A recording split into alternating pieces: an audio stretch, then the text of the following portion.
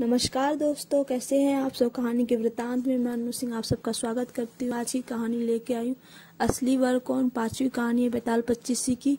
कहानी की ओर मुख करते हैं। उज्जैन में महाबल नाम का एक राजा रहता था।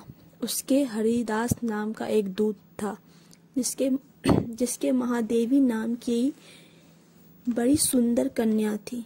जब वह विवाह योग्य हुई तो हरिदास को बहुत चिंता होने लगी। इस बीच राजा ने उसे एक दूसरे राजा के पास भेजा।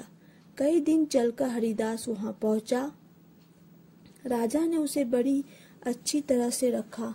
एक दिन एक ब्राह्मण हरिदास के पास आया, बोला, तुम अपनी लड़की मुझे दे दो। हरिदास ने कहा, मैं अपनी लड़की उसे दूंगा जिसमें सब गुण होंगे। ब्राह्मण ने कहा, मेरे पास एक ऐसा रथ है जिस पर बैठकर जहाँ चाहो घड़ी भर में पहुंच जाओगे। हरिदास बोला, ठीक है, सवेरे उसे ले आना। अगले दिन दोनों रथ पर बैठकर उज्जैन आ पहुंचे।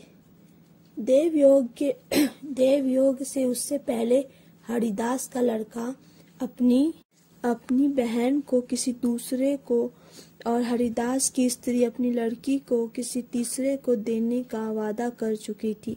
इस तरह 3 वर इकट्ठे हो गए। हरिदास सोचने लगा कि कन्या एक है, वह 3 है, वर 3 है, क्या करे। इसी बीच एक राक्षस आया और कन्या को उठाकर विंध्याचल पहाड़ पर ले गया। तीनों वरों में एक ज्ञानी था। हरिदास ने उससे पूछा तो उसने बता दिया कि एक राक्षस लड़की को उठा ले गया है, वह विंध्याचल पहाड़ पर है।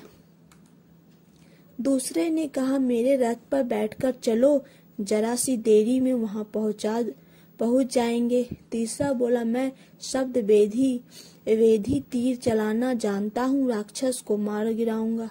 वे सब रथ पर चढ़कर विंध्याचल पहुंचे और राक्षस को मारकर लड़की को बचा जाए। इतना कहकर बैताल बोला, हे राजन, बताओ वो लड़की उन तीनों में से किसकी मिलनी चाहिए। राजा ने कहा, जिसने राक्षस को मारा उसको मिलनी चाहिए, क्योंकि असली वीरता तो उसी ने दिखाई, बाकी 2 ने तो मदद की।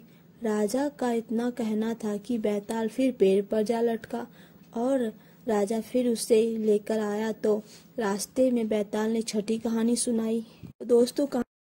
नमस्कार दोस्तों, कैसे हैं आप सब। कहानी के वृतांत में मैं अनुसी आप सबका स्वागत करती हूँ। आज की कहानी लेकर और छठी कहानी बेताल 25 चलते हैं कहानी पर। धर्मपुर नाम की एक नगरी थी। उसमें धर्मशील नाम का एक राजा राज करता था। उसके अंधक नाम का दीवान था। एक दिन दीवान ने कहा, महाराज, एक मंदिर बनवाकर देवी को बैठाकर पूजा की जाए तो बड़ा पुण्य मिलेगा। राजा ने ऐसा ही किया। एक दिन देवी ने प्रसन्न होकर उससे वर मांगने को कहा। राजा के कोई संतान नहीं थी। उसने देवी से पुत्र मांगा। देवी बोली, अच्छी बात है, तेरे बड़ा प्रतापी पुत्र प्राप्त होगा। कुछ दिन बाद राजा के एक लड़का हुआ। सारे नगर में बड़ी खुशी मनाई गई।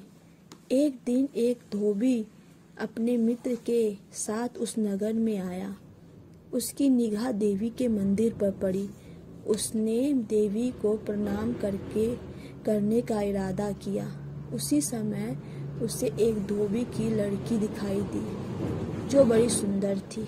उसे देखकर वह इतना पागल हो गया कि उसने मंदिर में जाकर देवी से प्रार्थना की, हे देवी, यह लड़की मुझे मिल जाए। अगर मिल गई तो मैं अपना सिर तुझ पर चढ़ा दूंगा। इसके बाद वह हर घड़ी बेचैन रहने लगा। उसके मित्र ने उसके पिता से सारा हाल कहा। अपनी बेटी की यह हालत देखकर वह लड़की के पिता के पास गया और उसके अनुरोध करने पर दोनों का विवाह हो गया। विवाह के कुछ दिन बाद लड़की के पिता यहाँ उत्सव हुआ इसमें शामिल होने के लिए न्योता आया। मित्र को साथ लेकर दोनों चले। रास्ते में उसी देवी का मंदिर पड़ा तो लड़के को अपना वादा याद आ गया। उसने मित्र और स्त्री को थोड़ी देर रुकने को कहा और स्वयं जाकर देवी को प्रणाम करके इतने जोर से तलवार मारी कि उसका सिर धड़ से अलग हो गया। देर हो जाने पर जब उसका मित्र मंदिर के अंदर गया तो देखता क्या है कि उसके मित्र का सिर धड़ से अलग पड़ा है। उसने सोचा कि यह दुनिया बड़ी बुरी है, कोई यह तो समझेगा नहीं कि इसने अपने आप शीश चढ़ाया है।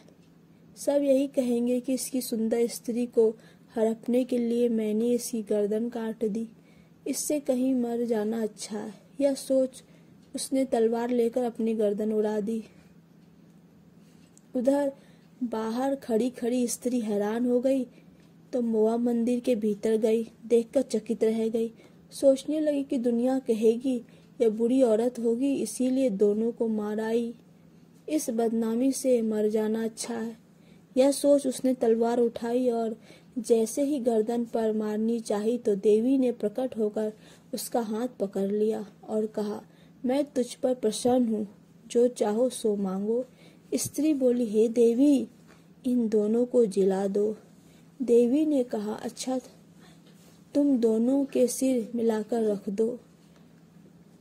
घबराहट में स्त्री ने सिर जोड़े तो गलती से एक का सिर दूसरे के धड़ पर लग गया।